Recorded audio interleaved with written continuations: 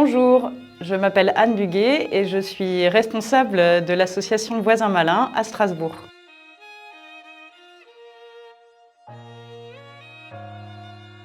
L'association Voisins Malins existe depuis 12 ans. Anne Charpie, la fondatrice et actuelle présidente, est partie d'un constat d'un manque de communication entre les institutions et les habitants, notamment les habitants des quartiers populaires. Donc l'objectif principal de l'association, c'est de recréer ce pont, ce lien entre les institutions et les habitants des quartiers. Aujourd'hui, on est présent dans 22 villes en France et la dernière équipe qui est née, c'est celle de Strasbourg. On est arrivé à l'Elzo il y a environ 1 an et demi.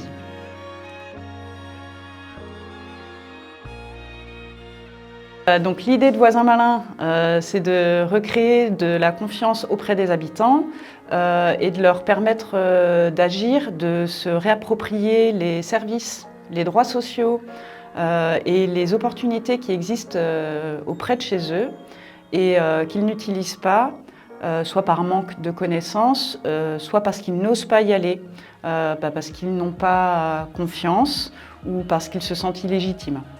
Donc concrètement, on embauche des habitants du quartier en CDI à environ 15 heures par mois et ils vont aller à la rencontre de leurs voisins en porte-à-porte pour leur apporter des informations utiles, concrètes du quotidien. Donc, par exemple, leur expliquer comment faire des économies d'eau ou d'énergie. À Strasbourg, on a fait une mission sur quelles sont les structures dans le quartier qui peuvent vous aider à faire vos papiers sur Internet. Donc, toutes ces missions sont co-construites avec tous les partenaires locaux qui s'occupent du sujet. Et avant d'aller en porte-à-porte, les voisins sont formés. Par exemple, pour la ZFE, c'est l'Agence du climat qui nous a formés. Pour les permanences administratives numériques, on est allé visiter l'espace France Service à l'Elzo. On a rencontré Sylvia et Margot au centre social et culturel qui accueillent les habitants pour faire leurs démarches. Ce qui permet donc aux voisins de s'outiller sur le sujet et puis de présenter concrètement les structures avec les personnes et les ressources du quartier. Donc suite à ces formations, on s'approprie ces formations, on travaille le message, qu'est-ce qu'on va dire aux habitants?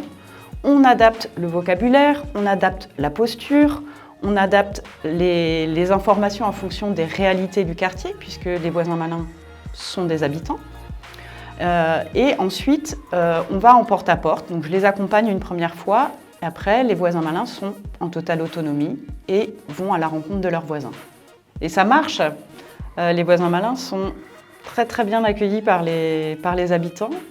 C'est vraiment cette confiance entre voisins qui joue et qui fait que les habitants peuvent s'approprier ces informations et du coup peuvent aller vers ces services, vers ces opportunités qui existent.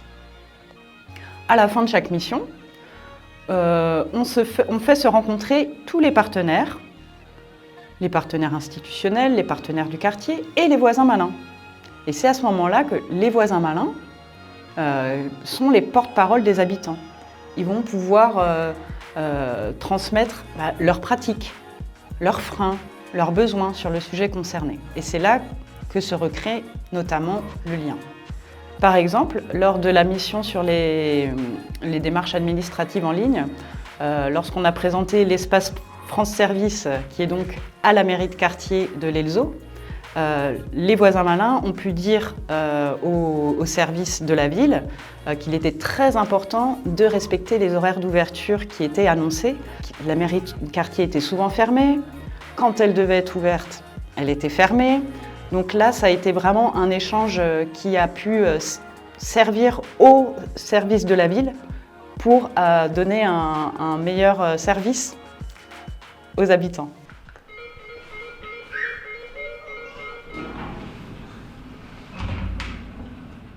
Bonjour, je me présente, je m'appelle Fanta et voici ma collègue Anne. Bonjour. Et nous faisons partie de l'association Voisins Malins.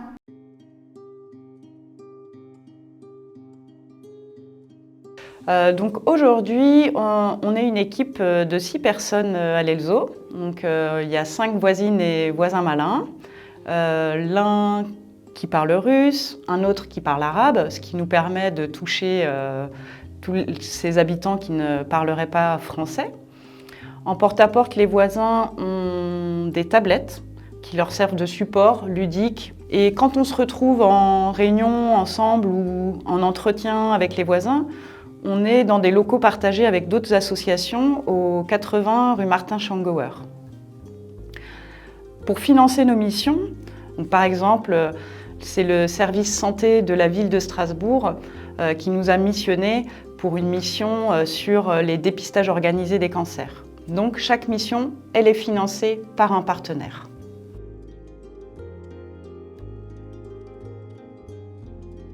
Je cherche encore des voisins malins pour agrandir l'équipe, pour qu'on soit plus de voisins et qu'on aille toucher encore plus d'habitants. L'autre axe pour l'avenir ici à Strasbourg, c'est qu'on va ouvrir une antenne dans le quartier limitrophe à la Montagne Verte. Voilà, pour aussi toucher les habitants des quartiers de la Montagne Verte. Ce qu'on cherche aussi aujourd'hui, on va dire, c'est à diversifier nos financements. Comme je vous le disais tout à l'heure, chaque mission elle est financée pour l'opérationnel. Mais comme vous le voyez, on est encore une équipe jeune à l'Elzo, on va ouvrir une antenne à la Montagne Verte, donc je vais recruter. Et ça, c'est plutôt on va dire un poste de charge qui n'est pas pris en compte dans les financements des missions. Donc on cherche à diversifier nos financeurs et aussi nos partenaires pour toucher les habitants sur d'autres sujets.